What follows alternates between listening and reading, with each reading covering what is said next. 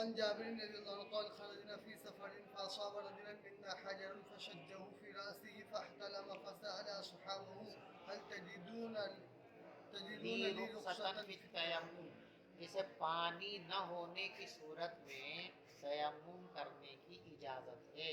ایسے ہی اگر پانی ہے تو صحیح، لیکن پانی کا استعمال مضر ہے، نقصان دے سکتا ہے، خطرہ لائق ہو سکتا ہے، تو بھی اس کی اجازت ہے کہ تیمم کر لیے جائے، کوئی مسئلہ اس حدیث کے اندر ہے۔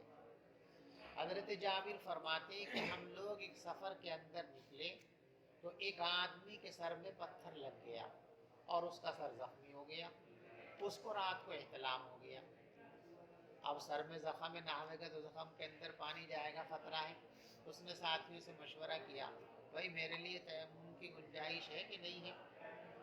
لوگوں نے کہہ دیا بھائی تیمم تو جب ہوتا جب پانی نہ ہو، اس لیے قرآن میں فَإِن لَّمْ تَجِدُوا مَاءً، پانی نہ ملے اور تمہارے پاس تو پانی موجود ہے، تم تیمم کیسے کر سکتے؟ تمہیں تو غسل ہی کرنا پڑے گا۔ بیچاروں نے غسل کر لیا، زخم کے اندر پانی گیا، دماغ کے اندر پانی پہنچا، وفات ہو گئی۔ تو انہوں نے اپنے ساتھیوں سے پوچھا کیا میرے لیے تیمم کی گنجائش پاتے ہو؟ لوگوں نے کہا ہم تو آپ کے لیے تیمم کی رخصت پاتے نہیں ہیں، یعنی گنجائش نہیں ہے، جبکہ آپ پانی پر قادر ہیں۔ تو انہوں نے غسل کر لیا، وہ مر گئے۔ فلما قدمنا، جب ہم لوٹ کر حضور کے پاس آئے، اخبر بذالک، حضرت کو اس واقعے کی خبر دی گئی، فقال قتلوہ قتلہ اللہ، ان لوگوں نے اس صاحب کو مار ڈالا، اللہ ان کو بھی مار ڈالے۔ الا سألوا اذا لم يعلموا، جب ان کو معلوم نہیں تھا تو جاننے والوں سے کیوں نہیں پوچھا؟ فإنما، اس لیے کہ جہالت کا علاج سوائے سوال کے اور کچھ بھی نہیں ہے۔ بھائی نہیں جانتے تو معلوم کرو، فاسألوا اہل الذکر ان کنتم لا تعلمون، جو بات معلوم ہو وہی بتانی چاہیے، بغیر تحقیق کے مسئلہ نہیں بتانا چاہیے۔ انما کان یکفیک، اس آدمی کے لیے تو تیمم کر لینا کافی تھا، ویحسب علی جرحہ خرقۃ، اور وہ اپنے زخم پر پٹی باندھ لیتا، پھر اس کے اوپر مسح کر لیتا اور پورے بدن کو دھو لیتا۔ رواہ ابو داود و رواہ ابن ماجہ عن عطاء بن ابی رباح۔ چلیے۔ عن ابي سعيد الخدري رضي الله عنه قال خرج الرجلان في سفر فحضرت الصلاة وليس معهما ماء فتيمما صعيدا طيبا فصليا ثم وجد الماء في الوقت فعاد احدهما الصلاة دو بوضوء۔ آدمی سفر میں نکلے، نماز کا وقت آ گیا، پانی ان کے پاس موجود نہیں تھا، دونوں نے تیمم کیا، مٹی سے نماز پڑھ لی، پھر وقت ختم ہونے سے پہلے ہی پانی مل گیا، تو ایک نے نماز لوٹائی وضو کر کے، دوسرے نے لوٹائی، پھر یہ دونوں پیغمبر علیہ السلام کے پاس آئے، فذکر ذالک، تو نماز ذکر کیا۔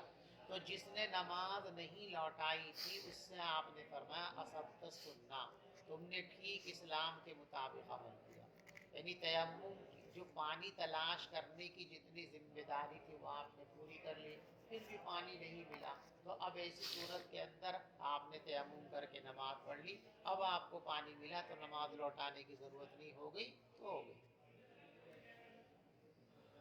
وَأَجْزَأَتْ کا صلاۃ، اور تیری تیمم والی نماز تیرے لیے کافی تھی، اور جس نے وضو کر لی تھی دوبارہ نماز پڑھی تھی، فرمایا لک الاجر مرتين، تمہیں ڈبل ثواب ملے گا، دوسری نماز تمہاری وہ نفل کے قائم مقام ہوگی۔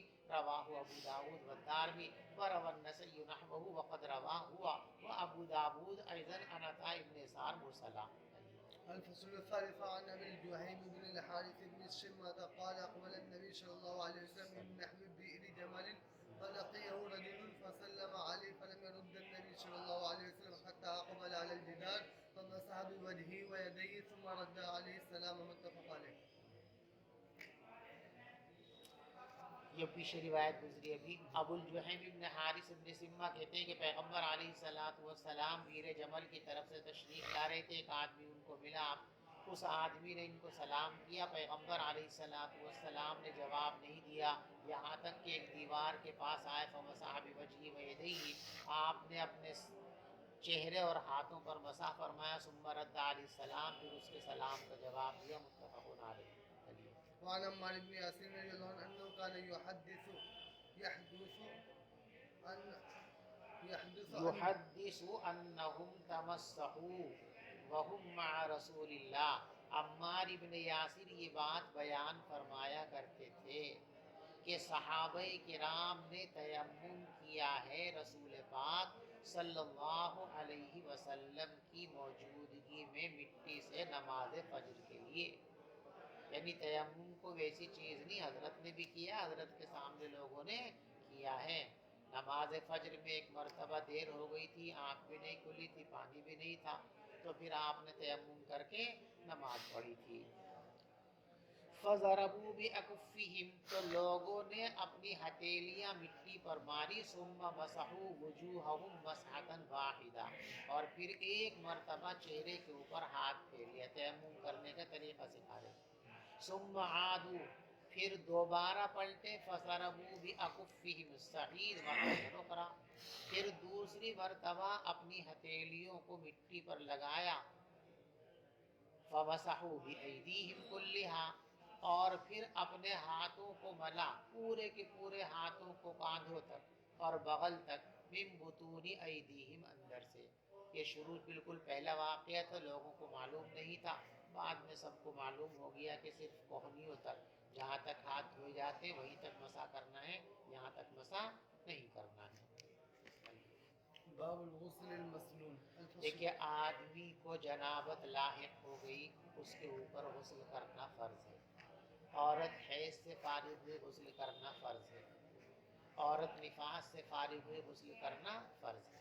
ये गुस्ल तो फ़र्ज़ है जिनका बयान पीछे गुजर चुका। लेकिन कुछ मवाक़े ऐसे हैं कि वहाँ गुस्ल करना फ़र्ज़ और वाजिब और ज़रूरी तो नहीं है, लेकिन शरीयत ऐसे मौक़ों पर गुस्ल करने को पसंद करती है, चाहती है कि ऐसे मौक़ों पर गुस्ल किए जाए। ऐसे गुस्ल को गुस्ल मसनून कहा जाता है। उन्हीं को यहाँ बयान करते हैं कि किन किन मौक़े पर गुस्ल करना मसनून। हाँ जी भाई, घर पे फ़ोन कर लेता, और कोई दिक्कत तो नहीं। बस मैं यहाँ ज़रा मीटिंग भी है उसकी महकमा शरिया की, जितनी जल्दी हो सके उतनी जल्दी आऊँगा। तावीज़ करने का नहीं, इस वक्त इसलिए नहीं बना रहा मैं, क्योंकि वो तो हरकत पैदा करता है, ये वक्त ऑपरेशन के हरकत रोकती है। तो इस वक्त जो तय कर चुके ना कि वो ये करना है उनको, उसमें इतनी गुंजाइश नहीं बच्चे में जोर लगा, उसमें तो तावीज़ में बच्चा जोर लगाता है, बच्चा है कमज़ोर, तो इसलिए तावीज़ बांधने से दिक्कत हो जाएगी। अल्लाह खैर करे।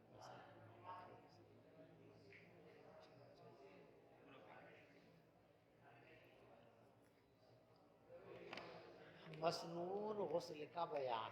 चलो, الفصل الأول عن ابن عمر رضي الله عنه قال قال رسول الله صلى الله عليه وسلم إذا جاء أحدكم الجمعة فليغتسل متفقا। जब तुम में से कोई शख्स जुमा की नमाज पढ़ने के लिए आए तो उसको गुस्ल कर लेना चाहिए। जुमा की नमाज के लिए गुस्ल करना सुन्नत है। चलो, وعن ابي سعيد الخدري رضي الله عنه قال قال رسول الله صلى الله عليه وسلم غسل يوم الجمعة واجب على كل देखो محتلم। अहादीस के अंदर लफ्ज़ वाजिब बमाना लाजिम और फ़र्ज़ भी आता है, और लफ्ज़ वाजिब बमाना साबित भी आता है।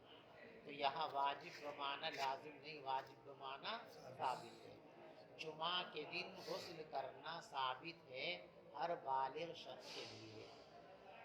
وعن ابي هريره رضي الله عنه قال قال رسول الله صلى الله عليه وسلم حق على كل مسلم ان يغتسل في كل 7 ايام يوما يغسل فيه हर راسه। मुसलमान के लिए ये बात बेहतर है कि 7वें दिन वो गुस्ल कर लिया करे, अपना सर भी धोवे, पूरा बदन भी धोवे।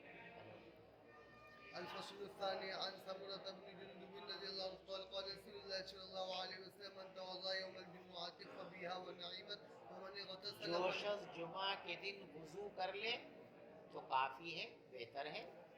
वमन इग़तसला, और जो शख्स गुस्ल कर ले फल गुस्ल अफजल, तो गुस्ल ज़्यादा बेहतर बात है। وعن ابي هريره رضي الله عنه قال قال رسول الله صلى الله عليه وسلم من غسل ميتا فليغتسل وابن ماجه وزاد احمد والترمذي وابو داود ومن حمله فليتوضا। देखो, अमर जिस तरीक़े से वजूब के लिए आता है, आपने जो है नूरुल अनवार में उसूल शासी में ये बहस तफसील के साथ पढ़ ली कि जहाँ कोई क़रीने सारिफ़ा मौजूद हो تو امر کو وجوب سے ہٹا کر ندب کی طرف اور اباحت کی طرف بھی لے آتے ہیں۔ قرآن و حدیث میں اس کی بہت ساری مثالیں موجود ہیں۔ تو یہاں بھی جو امر کا صیغہ ہے فلیغتسل، یہ وجوب کے لیے نہیں ہے بلکہ یہ اباحت کے لیے اور ندب کے لیے ہے۔ سمجھ گئے؟ جو شخص میت کو نہلاوے اس کو غسل کر لینا چاہیے، یعنی غسل کر لے تو مستحب ہے، مندوب ہے، اس کے لیے جائز ہے، لیکن لازم اور مسنون نہیں ہے۔